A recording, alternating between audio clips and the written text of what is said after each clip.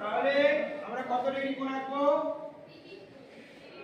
30 degree আর 75 degree কোণ আমরা অঙ্কন করব। আমরা 90 ডিগ্রি কোণ আঁকতে জানি? হ্যাঁ। 90 ডিগ্রি কোণ আঁকবো কি করে? জানো কে জানো হাত তুলো।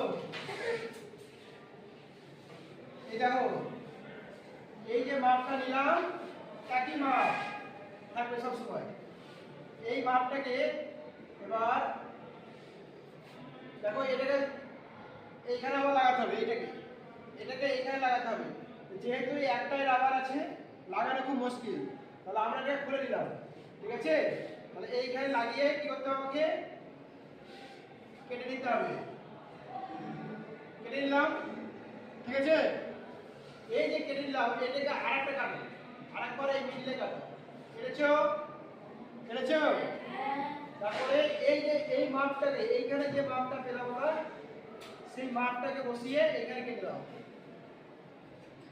তাহলে এই যে এইখান থেকে এই মাপটা যেখানে কেটেছি আমি, বৃত্তচাপে যে এখানে কেটেছি, এই মাপটা হবে, এটা যদি যোগ করা হয় 60 ডিগ্রি হবে, আর এটা যোগ করলে হবে 30 ডিগ্রি। তাহলে 30 ডিগ্রি শিখলে? শিখলে? কি করলাম? এইখানে কি বসালাম? এটা কি বলে? কম্পাস বসালাম। যে প্রথম যে কাটলাম, এই প্রথমটাকে আবার দুভাগে ভাগ করলাম। দেখো এখানে একবার আর এখানে একবার। কত হলো এটা? 30। আর এই প্রথম যেটা কেটেছি ওটা কত হবে বলো তো? 60। তাহলে আমরা এখানে পেলাম দুটো পেলাম। দেখো কি কি পেলাম?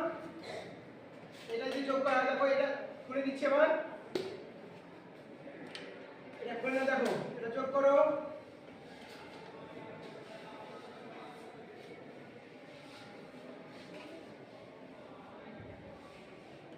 এটা কত হবে বলতো?